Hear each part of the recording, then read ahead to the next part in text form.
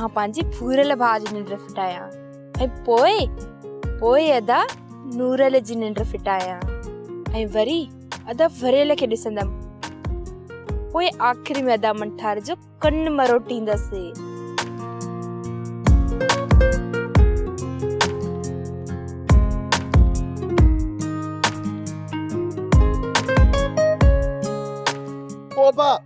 ओबा मी ओबा भजो खटा खड़ो ओबा तू चरी मां सजो तो मी तो पे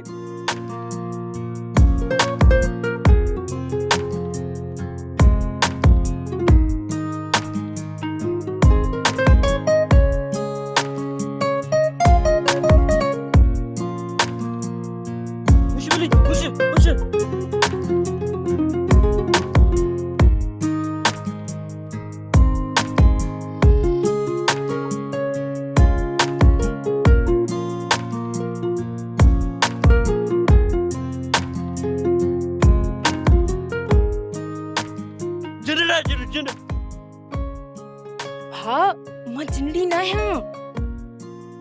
हाँ खिलौता है न जिंदड़ीअ जी हरकत आ।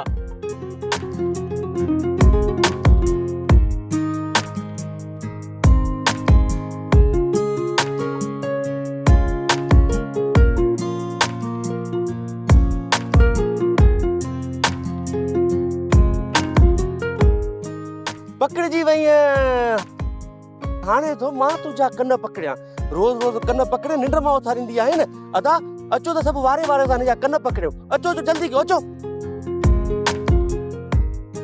पापा पापा दवारा मारंता पापा पापा दवारा मारंता पापा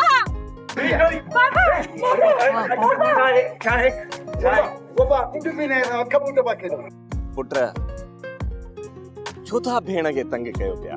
बाबा अधी रोज असां के निंड में पानी हणी या वरी का बी हरकत कर थी उथारे अज त मन ठार जे हथ चढ़ी वई आ तू परे थी बाबा अज अधी जाने त असां जा भायर जाणो न बाबा तू मुंजो साथ ॾिजाए अधा वारा त चार ने असां बत थियूं ने मुंजी अमर मां त तहां सभनी ता सदको आया पुट न चओ भेण के बाबा मारी भी असां जी मिठड़ी भेण आहे हिन सां मजाक था करियो न त मन के सुकून तो अचे।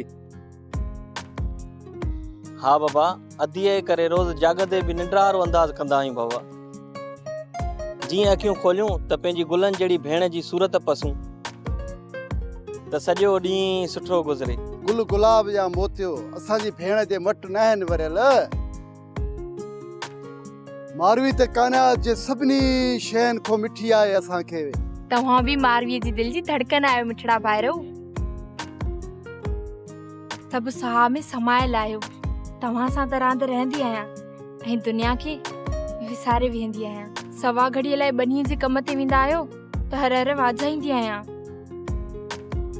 त केड़ी महिल मुंहिंजा भाइर ईंदा त मां ॾिसी ठरंदसि।